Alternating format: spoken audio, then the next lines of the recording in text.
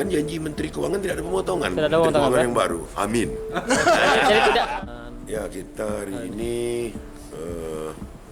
menandatangani kesepakatan dengan DJKN Kanwil Sumatera Selatan, Babel dan Jambi. Apa sih yang disepakati? Pertama, masalah optimalisasi aset, ya. Pendataan, penataan, dan penilaian. Optimalisasi juga penagihan piutang.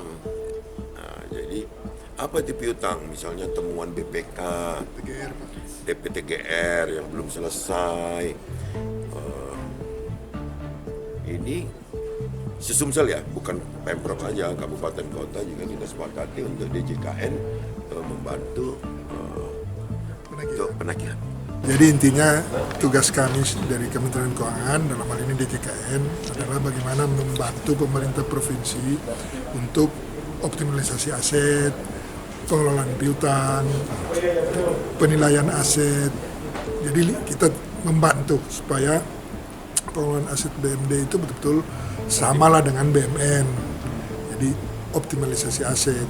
Di situ kalau bicara aset itu mesti tertib fisik, tertib hukum, dan tertib administrasi.